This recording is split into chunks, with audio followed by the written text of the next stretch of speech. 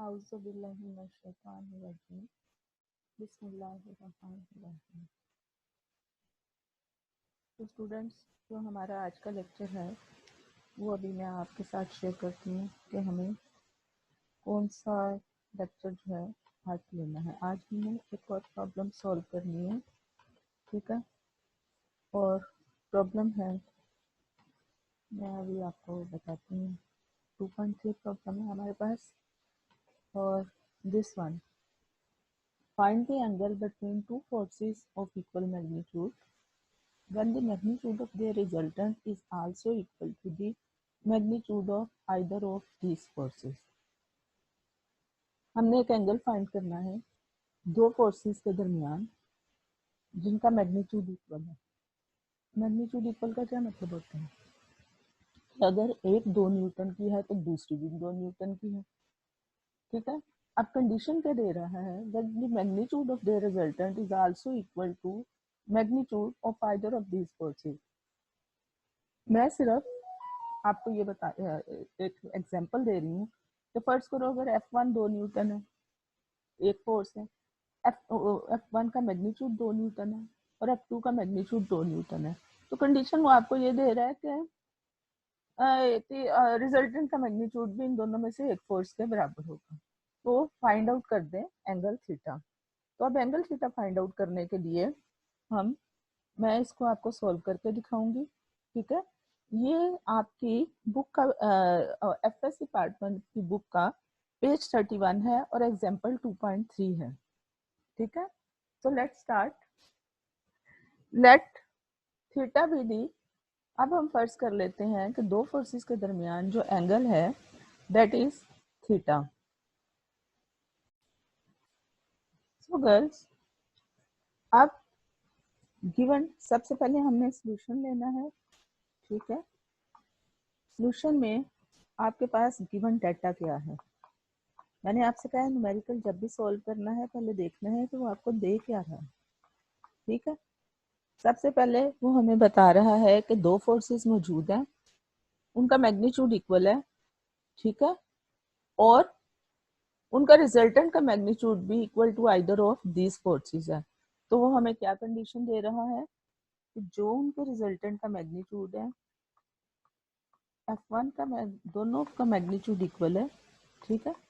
यानी फर्ज करो F1 2 न्यूटन है, F2 भी 2 न्यूटन है, तो रिजल्टेंट भी 2 न्यूटन ही होगा, ठीक है। ये मैं आपको एग्जांपल दे रही हूँ। यानी the condition is that find the angle between two forces of equal magnitude. पहले तो F1 और F2 का मैग्नीट्यूड इक्वल है when the magnitude of their resultant is also equal to the magnitude of these forces, ठीक है। तो हमने अब उसके बाद हमने फाइंड क्या करना है, to find we have to find theta between F1 and F2। हमें एंगल फाइंड करना है कि F1 और F2 के दरमियान कितना एंगल है। तो चले पहले गिवन डाटा नंबर 1 पे, नंबर 2 हमने फाइंड क्या करना है, और नंबर 3 पे हम सॉल्यूशन की तरफ आते हैं, ठीक है। चलें जी, अब हम सॉल्यूशन लेते हैं। तो इसका सॉल्यूशन क्या है कि हम एंगल थीटा कैसे फाइंड करेंगे। क्या कह रहा है वो, दो फोर्सेस हैं, एक F1 है, ठीक है, एक F2 है, ठीक हो गया, और साथ एंगल थीटा बना रही हैं, ठीक हो गया, with the x axis.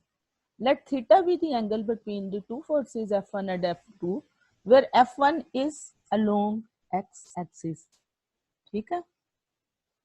F1 x axis के अलोंग है एंड तो, और F2 जो है वो तो आप देख ही रहे हैं कि एक्स एक्सिस के साथ थीटा एंगल बना रही है, ठीक है। तो अब मुझे ये बताएं कि दो F1 का मैग्नीट्यूड F1 होगा, F2 का मैग्नीट्यूड F2 होगा। F1 अलोंग एक्स एक्सिस है तो इसके साथ थीटा कितना आएगा, जो एक्स एक्सिस के अलोंग है F1 के साथ जो है वो थीटा जो है वो एंगल 0 होगा, ठीक है। और फर्ज कर लो कि हम उसको थीटा 1 कह लेते हैं, तो theta 2 will be equal to theta F2 जो है वो एक्स एक्सिस के साथ थीटा बना रही है, तो जो F2 बना रही है वो थीटा 2 है, ठीक है, और थीटा 2 जो है वो थीटा के बराबर है, जो F1 है वो एक्स एक्सिस के साथ 0 का एंगल बना रही है। तो अब सॉल्यूशन तो प्रॉब्लम का फिर उसी तरह आना है कि पहले आप F1 और F2 के एक्स कंपोनेंट फाइंड कर लो, ठीक है। F1 का एक्स कंपोनेंट कितना होगा? F1 x will be equal to F1 cos theta 1। F1 theta 1 क्या है? 0, क्योंकि वो एक्स एक्सिस के अलोंग है। F1 cos of 0, तो F1 x जो है वो आपके पास cos 0 1 होता है, ठीक है, तो हम इसको लिख देंगे F1 into 1, तो F1 x की वैल्यू आपके पास आ जाएगी F1। एक चीज हो गई, ठीक है। ये तरीका वही है जो हमने पहले यूज किया है, सिर्फ एक कंडीशन इस्तेमाल करनी है, जो 2.2 में यूज किया ना वही है। अब फोर्स F2 का एक्स कंपोनेंट फाइंड करें, that is F2 cos theta 2। तो F2 cos थीटा 2 मैंने किसके बराबर बनाया है? थीटा के, ठीक है। तो F2x will be equal to F2 cos theta, ठीक है। तो अब जो रिजल्टेंट है वो R है, उसके भी दो कंपोनेंट है, तो अब पहले रिजल्टेंट का एक्स कंपोनेंट फाइंड कर लेते हैं। तो रिजल्टेंट का एक्स कंपोनेंट क्या होगा? दोनों फोर्सेस का रिजल्टेंट का एक्स कंपोनेंट होगा F1x जमा F2x। F1 की क्या वैल्यू आई है हमारे पास? F1, और F2x की वैल्यू अभी मैंने निकाली है, क्या आएगी? F2 cos थीटा, ठीक हो गया। This is your equation number 1। ये तो एक स्टेप हमने एक्स कंपोनेंट फाइंड कर लिया और साथ हमने जो रिजल्टेंट निकलना है F1 और F2 का, उसका एक्स कंपोनेंट फाइंड कर लिया। अब F1y मालूम करो। F1y will be equal to F1 sin theta 1, ठीक हो गया। तो अभी मैंने आपको बताया कि थीटा 1 जो है, चूंकि Fy जो है वो एक्स एक्सिस के अलोंग है, तो थीटा 1 0 है, तो ये आपके पास आ जाएगा F1 साइन ऑफ 0, ठीक।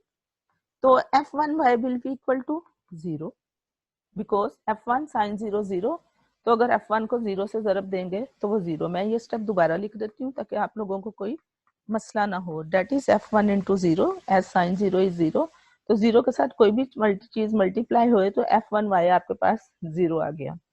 अब आप y कंपोनेंट फाइंड कर लो फोर्स F2 का। F2 साइन थीटा 2, थीटा 2 क्या है हमारे पास? थीटा, यानी F2 जो एंगल बना रहा है ना वो थीटा है, तो ये हमारे पास y कंपोनेंट आ गया इसका। अच्छा, एक्स कंपोनेंट जब मालूम किए दोनों फोर्सेस के, तो हमने रिजल्टेंट का एक्स कंपोनेंट मालूम कर लिया, जो हमारे पास ये आ गया, ठीक है, इक्वेशन नंबर 1। अब हम रिजल्टेंट का y कंपोनेंट मालूम करेंगे, that will be F1y plus F2y। F1y क्या निकला है हमारे पास? 0। F2y क्या निकला है? F2 sine of theta. So Ry will be equal to